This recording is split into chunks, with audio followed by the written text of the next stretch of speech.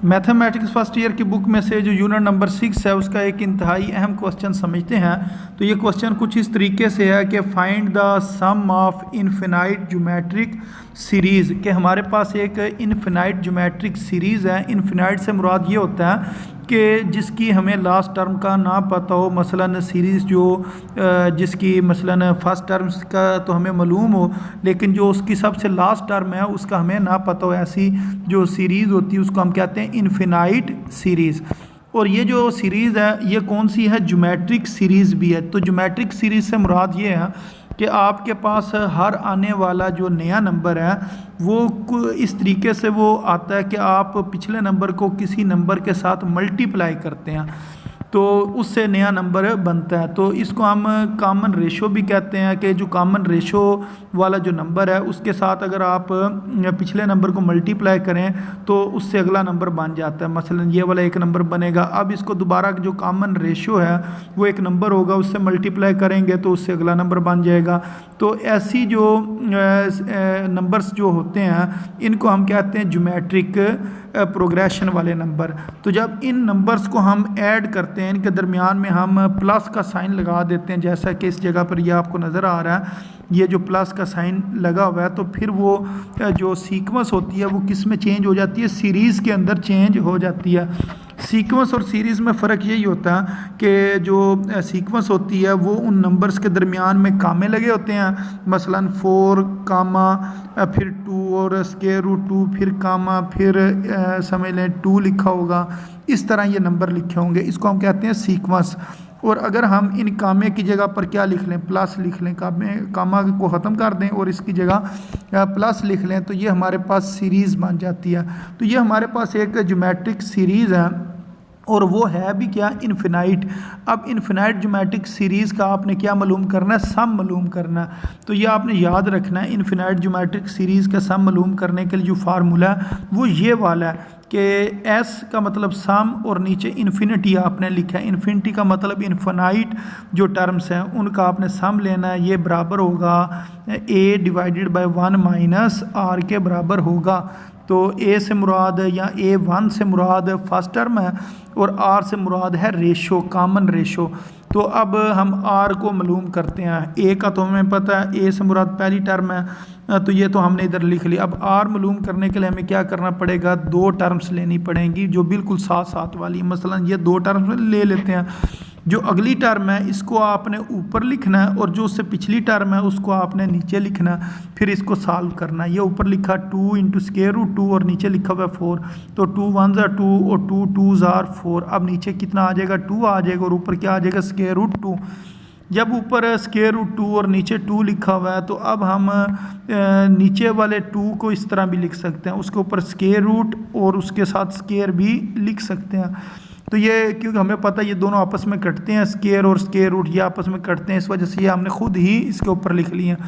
उसका फ़ायदा ये होगा कि ये ऊपर वाला स्क्वायर रूट ये निचले स्क्वायर के साथ कट जाएगा और नीचे बच जाएगा डिवाइडेड बाय के नीचे खाली स्क्वायर रूट 2 बचेगा। ये कटने की वजह ये होती है जिस टाइम ये ऊपर पावर 2 लिखी होती है ना, इसका मतलब होता है कि अगर इस पावर को इधर से मैं ख़त्म करूँ तो इसका मतलब ये है कि जो नीचे वाली टर्म है इसको 2 बार आपने लिखना है। पावर के नीचे जो लिखा हुआ ना जो टर्म उसको 2 बार लिखें, तो फिर ये वाली टर्म और ये वाली टर्म कैंसिल हो जाती है, तो इधर क्या बचता है? 1 डिवाइडेड बाय स्क्वायर रूट 2। तो इस तरीके से ये हमने ना आर की वैल्यू फाइंड की हुई है।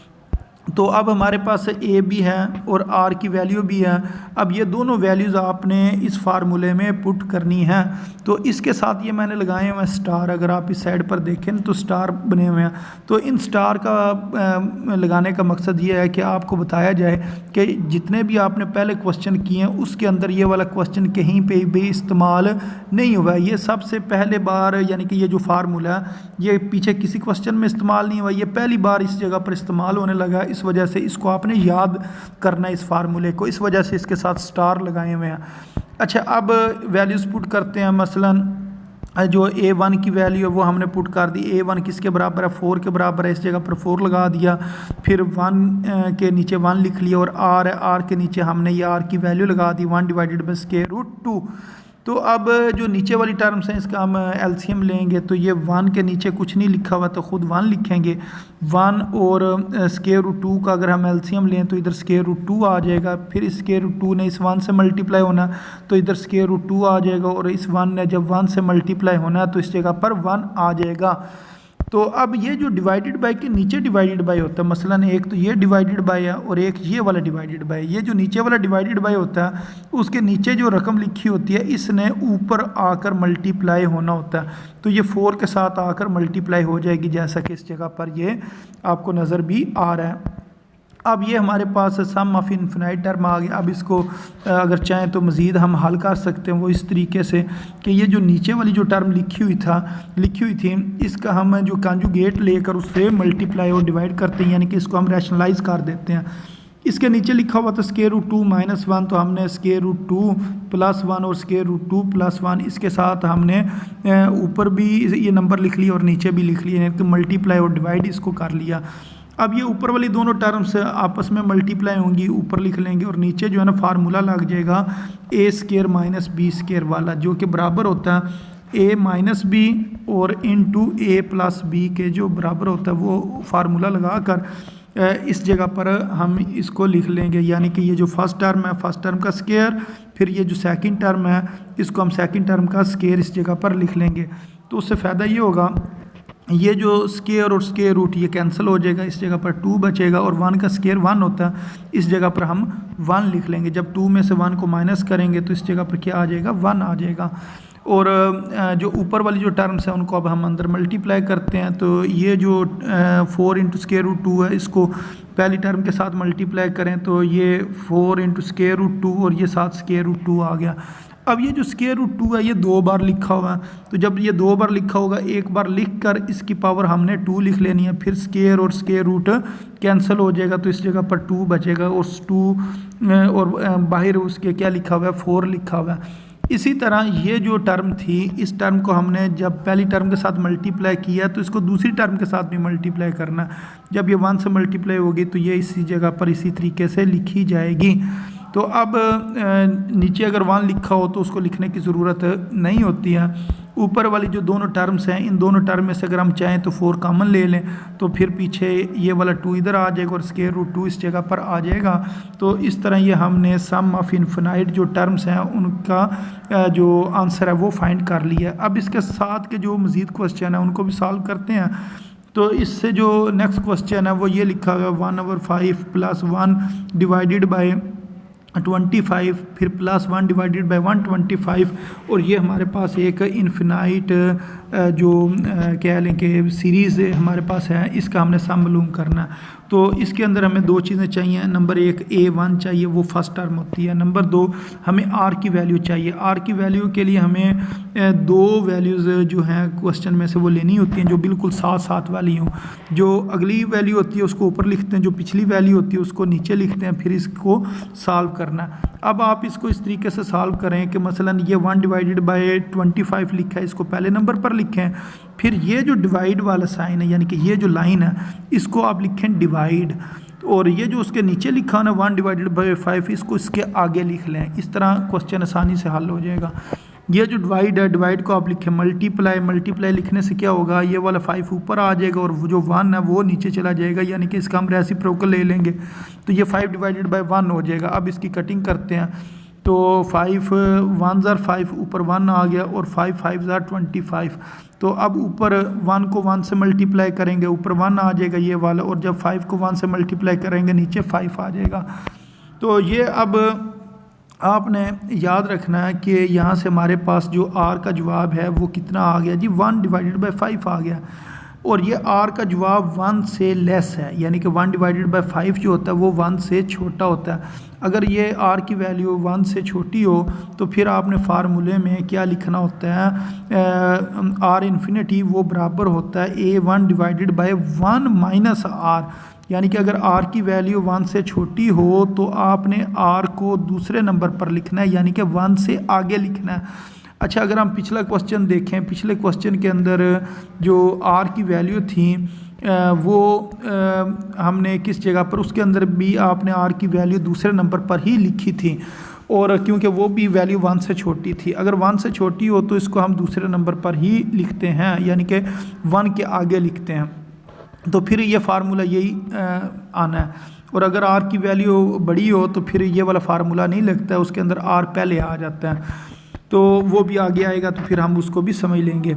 तो ये एस इन्फिनिटी यानी कि सम ऑफ इन्फिनाइट टर्म का ये फार्मूला, ये सबसे पहले हमने a1 की वैल्यू लगाई, फिर 1, फिर ये r की वैल्यू भी 1/5 है और a की वैल्यू भी 1/5 है।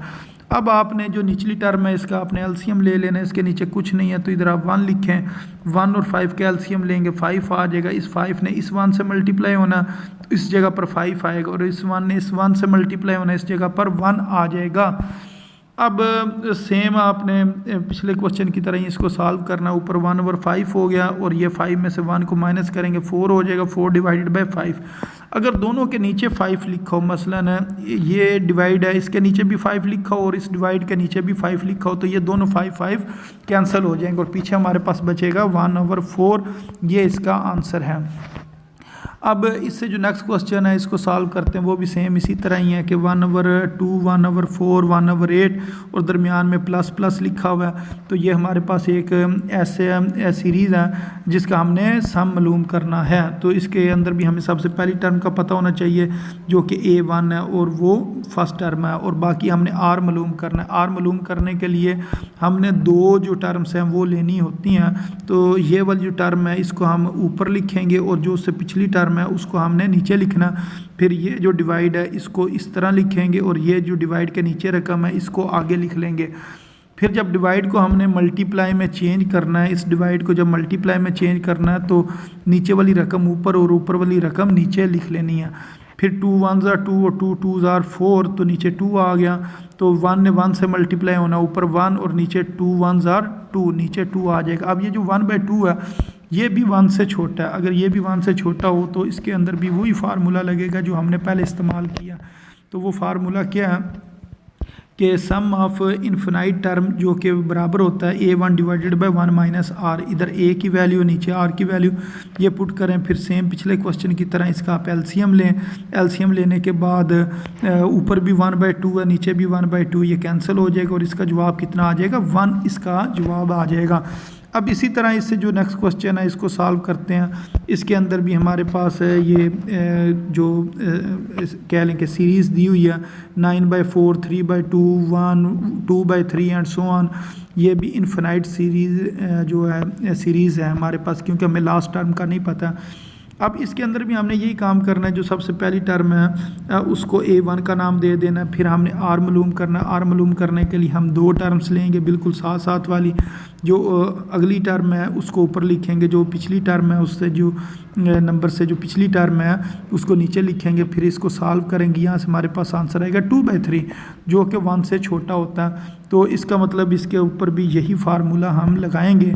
अब आपने a1 की वैल्यू पुट कर दी और r की वैल्यू पुट कर दी। फिर आपने इस जगह पर एलसीएम लिया, एलसीएम लेने के बाद ये जो डिवाइड है इसको इस तरीके से लिखा। फिर इससे अगली जो टर्म्स हैं इनको चेंज किया, जब मल्टीप्लाई में इसको आपने लिखेंगे तो इसका रेसिप्रोकल ले लेंगे। फिर ये अब कटिंग नहीं होती है इसलिए 9 को 3 से मल्टीप्लाई करेंगे 27 आ जाएगा, और 4 को 1 से मल्टीप्लाई करेंगे तो नीचे 4 आ जाएगा।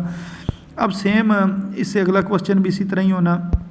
आपने जो ये हमारे पास एक सीरीज़ दी हुई है इसको आपने दोबारा लिखा, और एक दफ़ा दोबारा लिखने के बाद जो पहली टर्म है उसको a1 का नाम दिया। फिर आपने r मालूम करना है, r मालूम करने के लिए दो टर्म्स ले ली, जो अगली टर्म है वो ऊपर और जो उससे पिछली टर्म है उसको नीचे लिखा। 1/2 r का जवाब आ गया, तो ये 1 से छोटा है, तो फिर यही फार्मूला लगेगा a1 divided by 1 minus r। अब इसके अंदर आपने वैल्यूज़ पुट करनी है। तो a1 की वैल्यू हमें पता है 2 है, तो a1 की जगह पर हमने 2 लगा दिया, और उस दूसरे नंबर पर r की वैल्यू 1/2, तो ये r की जगह 1/2 लिख दिया। अब आपने एलसीएम लेना है, ये नीचे वाली रकमों का आपने एलसीएम लिया, इस 1 के नीचे कुछ नहीं है तो इधर 1 लिखेंगे, तो इसका एलसीएम 1 और 2 का एलसीएम कितना आता है 2 आता है, इस जगह पर 2 लिखेंगे। इस 2 ने 1 से मल्टीप्लाई होना है और इस 1 ने इस 1 से मल्टीप्लाई होना है, तो यहाँ पर 2 - 1 आ जाएगा। जब 2 डिवाइडेड बाय हों, एक ये डिवाइडेड बाय है, एक ये डिवाइडेड बाय है, डिवाइडेड बाय के जो निचला डिवाइडेड बाय होता है उसके नीचे जो रकम लिखी होती है वो ऊपर आकर मल्टीप्लाई होती है। तो इस 2 ने और इस 2 ने मल्टीप्लाई होना है, जैसा किस जगह पर हो रहे हैं। तो 2 को 2 से मल्टीप्लाई करेंगे तो कितना आंसर आ जाएगा जी, 4 आ जाएगा। और नीचे क्या लिखा हुआ है, 1, तो निचला 1 लिखने की ज़रूरत नहीं है, तो 4 डिवाइडेड बाय 1 का मतलब 4 ही है। तो इस तरह इसका आंसर कितना आ जाएगा, 4 आ जाएगा। तो इससे अगला क्वेश्चन भी इसके साथ का ही है, इसको भी आपने इसी तरह ही हल करना है। तो ये हमारे पास एक सीक्वेंस दी गई है, ये पहली टर्म है, इसको हम A1 का नाम देंगे। फिर हमने R फाइंड करना है, R फाइंड करने के लिए हम 2 टर्म्स ले लेंगे। तो ये वाली टर्म को ऊपर लिखेंगे और जो इससे पिछली टर्म है इसको हमने इसके नीचे लिखना। अब ये कैलकुलेटर से आप इसको डिवाइड करें, आपके पास ये आंसर आएगा। ये आंसर जो है 1 से छोटा है। फिर ये वाला फार्मूला लिखेंगे, ऊपर A1 लिखा हुआ है, A1 की वैल्यू, नीचे आपने R की वैल्यू पुट की। तो अब इसको आप कैलकुलेटर से या वैसे आप इसको माइनस कर लें। 1 में से अगर 0.5 को माइनस करें तो 0.5 आता है। अब आपने इसको कैलकुलेटर से डिवाइड कर लेना, 0.1 डिवाइडेड बाय 0.5, तो आपके पास आंसर कितना आ जाएगा, 0.2 आ जाएगा। और ये क्या है, सम ऑफ इन्फिनाइट जो आपके पास सीरीज़ है, ज्योमेट्रिक सीरीज़, ये उसका आंसर निकल आया। तो उम्मीद है आपको इन क्वेश्चंस की समझ आ गई होगी कि इनको किस तरीके से सॉल्व करना था।